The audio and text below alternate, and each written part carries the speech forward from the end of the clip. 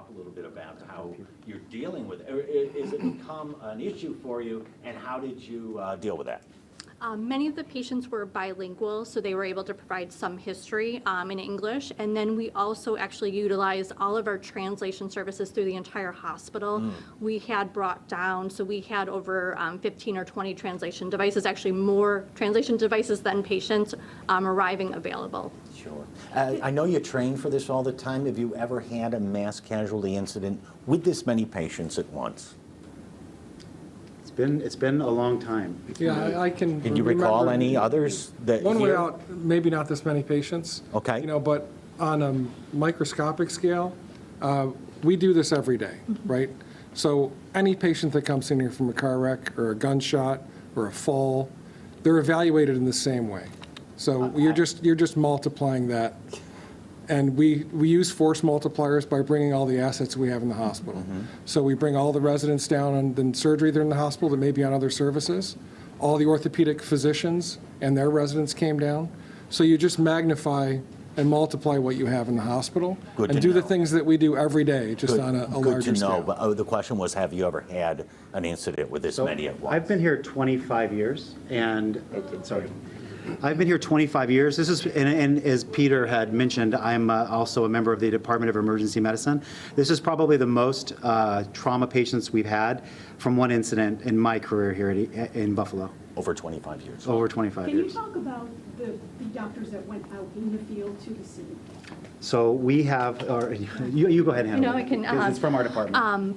So UB Emergency Medicine, we cover multiple different sites, including ECMC, but we're fortunate to have an EMS division. And that group works directly with our EMS staff, and they actually deployed themselves right onto the scene. So I believe we had 6 physicians from our group there helping with the triage of patients. So they're able to go directly to the bus, actually help the EMS crews decide how serious the patient's injuries are. Other hospitals did receive patients with lesser injuries than ECMC, but all the critical patients, they were able to identify in scene, identify who would need mercy flight, and then be transferred here. So that was a huge asset, having so many trained staff on scene who have done these mass casualty drills or have been part of them, not only in New York or other states. If you know, how many Mercy flight landings were here today? I believe we had 4. 4, yeah.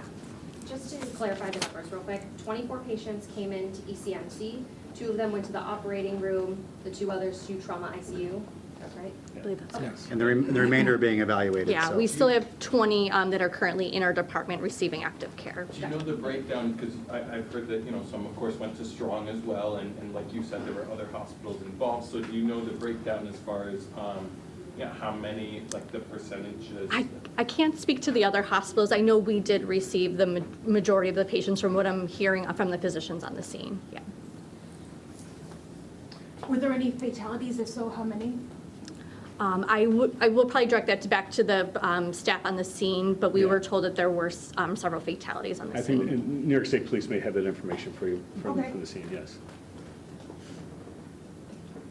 Anybody else? I know Buffalo News just arrived, so if you want to, And I think to reiterate, I know this question was asked, but we were able, with the new emergency department, we went from a very small department in the old hospital, but now we have a 53-bed emergency department. We have 4 large trauma bays.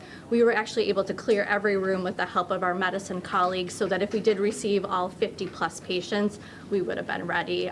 We're very fortunate with the new setup of even the ambulance area. We're doing triage outside and making sure patients were assigned to the appropriate areas. We actually designed this new emergency department for mass casualty incidences. That was one of the primary things we were thinking about when it was designed, so that we could have good ambulance flow and patient drop-off right next to the area where they'd be evaluated for traumas. And so I think today was proof of that concept working. yeah, and of all the hospitals in the market, anyway, ECMC is the designated mass casualty center for Western New York. And again, as Dr. Cloud said earlier, we are, as I think you all know, the only level 1 adult trauma center for Western New York. Oshai Children's is for pediatric cases, which would be 16 years and younger, but ECMC is for adults. Yeah. Any other questions?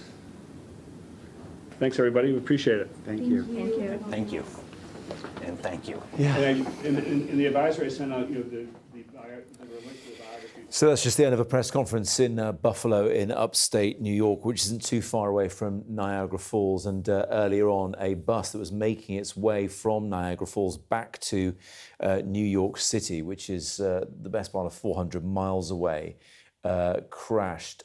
Dozens were injured, and several people have reportedly been killed as well. The local health officials there and local hospitals saying they are prepared for this, but they haven't seen anything like this in 25 years. Around 50 passengers were on board that tour bus at the time, and the latest we have is that some may still be trapped in the wreckage.